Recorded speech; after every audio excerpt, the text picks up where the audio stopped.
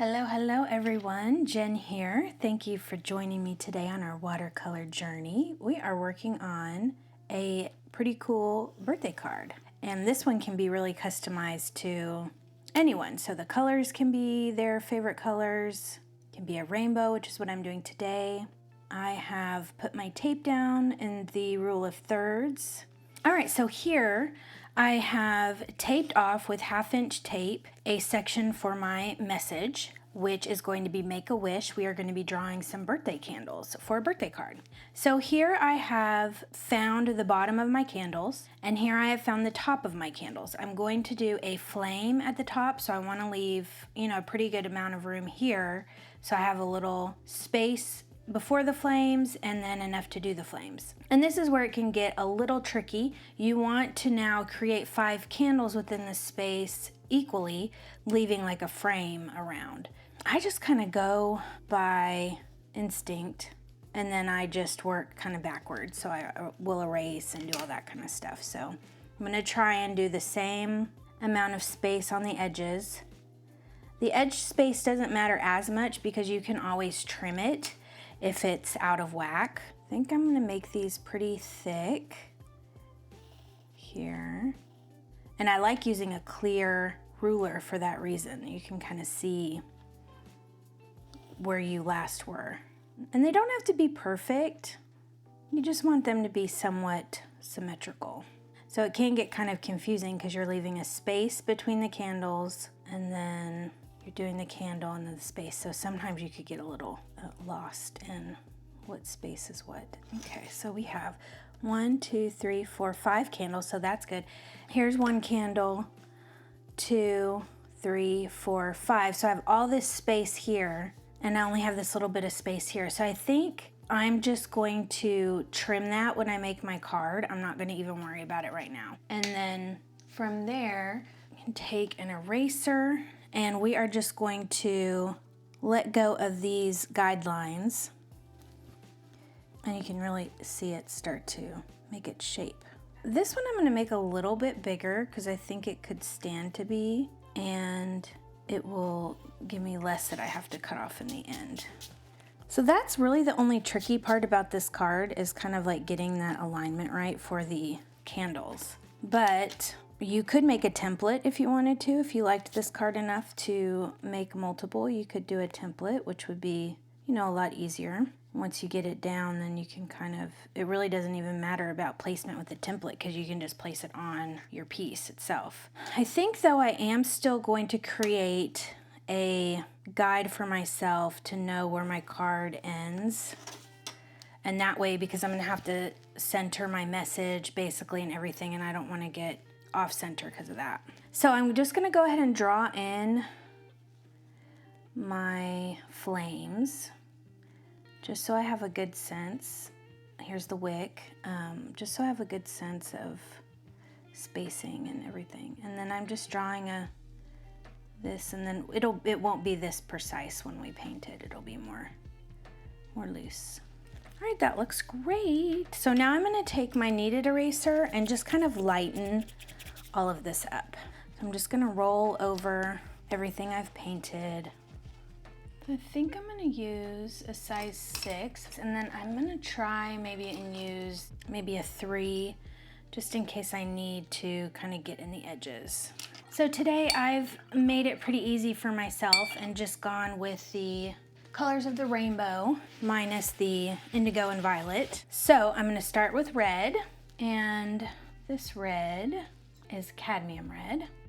So you could do these a lot of ways. You could wet this and do like a tie-dye effect, or do like a light red with some bursts of dark red on top, or you could just do straight red like I'm doing. And if it doesn't come out super straight, that's okay, don't worry about it, because we're gonna go over it with a fine liner and put that sharpness back into it. So now we're on to the orange, and this orange I have is cadmium orange.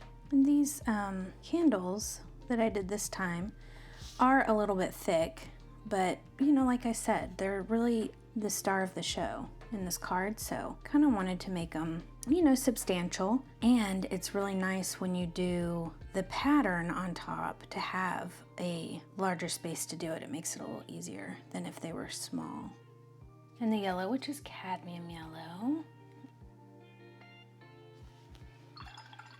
And for the green, we're gonna do permanent sap green.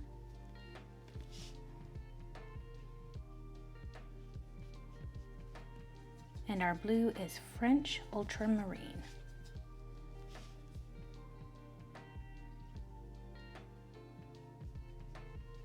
Just want to make sure I get everything kind of by the tape. That looks awesome. And as we let that dry, we're gonna kind of move a little bit onto our flames. It's weird because you wouldn't think, but like a green gold is really pretty kind of as a background. What I'm gonna do, I have, you know, my shape of my flame, and I'm gonna kind of go over it with some water. And then I'm gonna take a real, you know, light speckling of green gold, and I'm just gonna kind of go around where bigger than the flame would actually be. So it's going to look like the flame is, you know, like glowing, illuminating, that kind of thing. So we're going to paint over, you know, our flame is actually going to be a little smaller, but we want to kind of give it that illumination. It doesn't have to be precise. Like I said, this, because it's loose, is like my favorite part. So now I'm going to move on to creating kind of the center flame there. Okay, and so here I'm using like a quinacridone gold to just kind of create that center part of the flame, and just kind of coming back to the green gold to help kind of blend it. So I'm gonna let those dry a little bit more, and then I'll come in and put the quinacridone gold more in the middle, because right now it's just kind of getting lost because they're so wet. Cool, that looks pretty. All right, I think that these are dry enough that we can take off our paint. Awesome, how cool, looks so good. So I have this really cool stamp, Make-A-Wish, by I think Heather Nichols, I think. I'll link it in the description below. I'm gonna kind of put it here, you know, try and align it, boop, with some archival ink, which is waterproof. See, I love how those flames dried with the color. It looks really cool. Okay, and so then once the candles dry a little bit more, we'll go in and we'll put some candle decorations on them. You know, some dots, some stripes, things like that. All right, so we are going to load our stamp up with our ink. I only get one shot at this, so want to make sure we have got it loaded up. Align it on the sides and make sure that I have the same amount of space on each side, and then also make sure that the K and the H look good. So I'm gonna wiggle it kind of back and forth, up and down. Ah, perfect. So whimsical. I love that. Looks great. So I have chosen a 0.5 Winsor Newton fine liner. You can do this however you want. You can do it precisely, you can do it kind of haphazardly. I'm gonna try, you know, and kind of be a little precise, but not be crazy about the fact that I probably am not going to be able to be. So I'm just gonna outline these parts, these little squares, and then I'm going to outline these rectangles. I'm going to give the wick, but I'm not going to outline the flame. Now we can do our patterns. I think with this red one, I'm going to try and do, you know, they do this kind of like confetti blowout. So I'm gonna do it really like lots of little dots down here, really dark, compacted, and then it's just gonna get kind of lighter and fewer as we go up.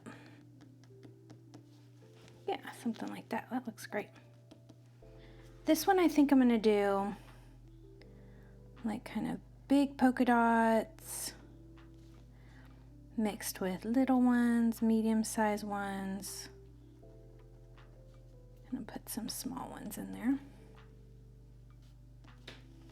Oh, that looks so cool. I love that. And this one we can do, you know, stripes. We can do thin ones, thick ones. Okay, I'm gonna try this Faber-Castell because my other one just wasn't working on the paint. It looks kind of Charlie Brown, doesn't it? I like how that turned out. That looks really good. And then I'm guess we can stick with this number 3. Can do like kind of like swirls. I like doing these. Just kind of alternating. You can do little ones mixed with big ones. Cool. And then for the blue one, I guess we can stick with the geometric stuff, and we can kind of do like side lines. And you could also do this pretty easily with white. White would be a good color because that's what kind of most candles are anyway. So I think some of these, I'm gonna try and do it like this with maybe kind of some thinner ones in between. All right, there we go. So I created some kind of thicker and thinner alternating stripes. There you go. And that's how easy and fun it can be. Creating a birthday card that is relaxing and makes an impact. You get to still use your paints and be creative, have some different mixed media with the fine liners and the ink. It's up to you, however you want to do it. And I hope this tutorial left you inspired to get out and create and get your art flag flying and to make it your own. Until next time, I'll see you then. Bye guys, thanks for joining me.